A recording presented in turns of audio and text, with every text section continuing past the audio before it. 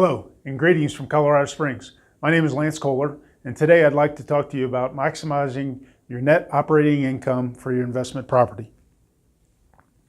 So I'm going to talk about two different ways used in coordination with each other to increase your net operating income. We're going to talk about a couple ways you can increase your income and a couple ways you can reduce your expenses. And then I'm going to talk about give you an example of an 18-unit complex that we managed using some of these tips and techniques. So to increase your income, first you need to reduce your vacancy rate. So there's two types of vacancies. You may have a vacant unit, which is real vacancy, or you may have economic vacancy, and that's someone who's living in a unit but not paying rent. So if you have a vacant unit, you should do a market survey, or find some comparables, find out why that unit's vacant, why you can't get a tenant in there. Is your rent above market, or is the condition of the property poor? Do you need to do some repairs or bring that up to something that's comparable in the market?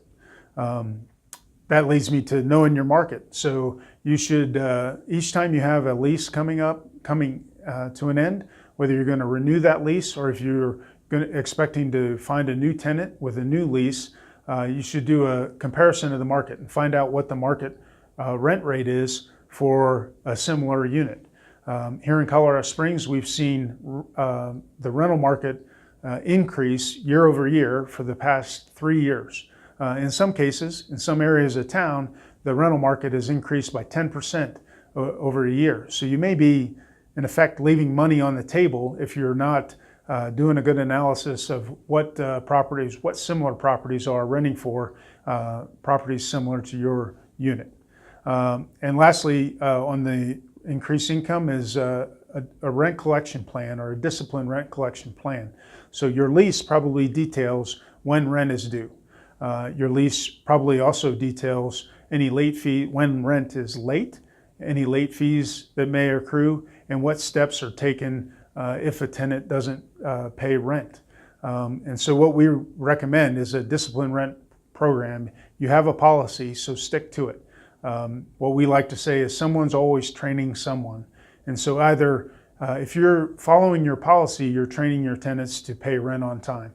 If you're not following your policy and you're allowing tenants to not pay on time, now they're actually training you to accept late rent. So to reduce expenses, a couple techniques that we like to offer. Handle repairs at lowest level. So if the tenant calls in with a request for a work order or a problem or issue at the apartment, see if you can troubleshoot with the tenant. Maybe you can go by and troubleshoot the issue yourself.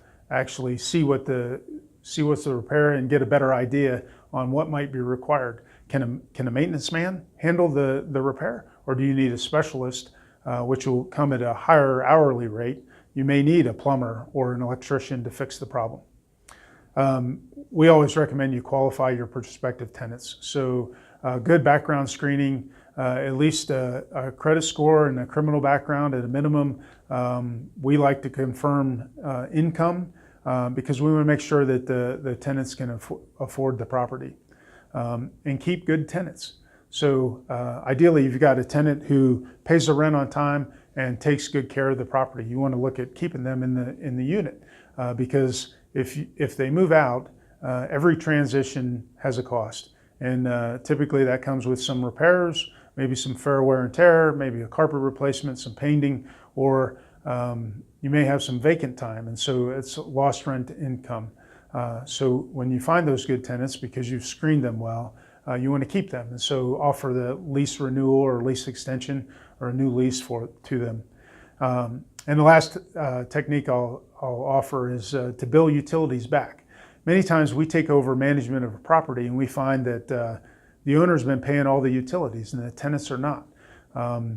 And what we've found is when you're billing the utilities back, it does two things. One, it saves the owner money because the owner is not actually using those utilities, the tenants are. So you reduce the expenses for the owner, and it also makes the tenants more accountable. Where we've seen utility bills decrease because the tenants now realize that their actions with regards to utilities, electricity or water, have a consequence with them in an increased or decreased utility bill. Now I wanted to quickly go through an example. So we took over management of an 18-unit apartment complex. When we took it over, it was 55% vacancy. That was 11% vacant units and 44% economic vacancy. So tenants that were in place that weren't paying rent. That led to almost $16,000 in delinquent rent when we took over the property.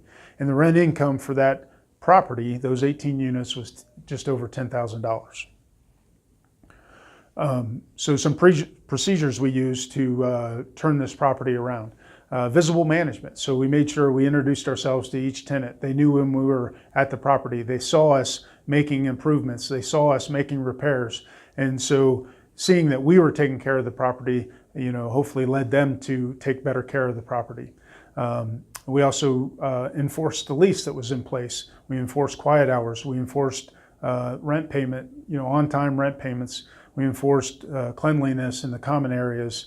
There was an issue with towing and parking, and so we enforced the towing rules that were put forth in the lease. And again, so they saw us taking care of the property, and so they were more inclined to take care of the property, or they left because they didn't like the rules that we were now enforcing. I mentioned earlier the amount of delinquent rent. We offered each of those tenants a payment plan, gave them an opportunity to get caught up. Many of those tenants did get caught up on the rent and were able to stay in the property, which is fantastic. Unfortunately, those that couldn't, we did have to turn to evictions and collections. So 1 year later, that property is at 0% vacancy. We were able to collect 80% of the delinquent rent, and the monthly rent income for the property itself had now gone up over 18% to almost $13,000 per month. So we've gone over a couple tips and techniques for you to increase the value of your investment property. You increase your net operating income, increase your return on investment, and increase your cash flow. Hopefully you found this of value. Please feel free to reach out to any of our team members if you have a question on the market in Colorado Springs and a question on property management. And for more information, we post regularly on our Facebook, Twitter, and Instagram accounts. Please follow us on the social media. So thank you for your time. Have a great day.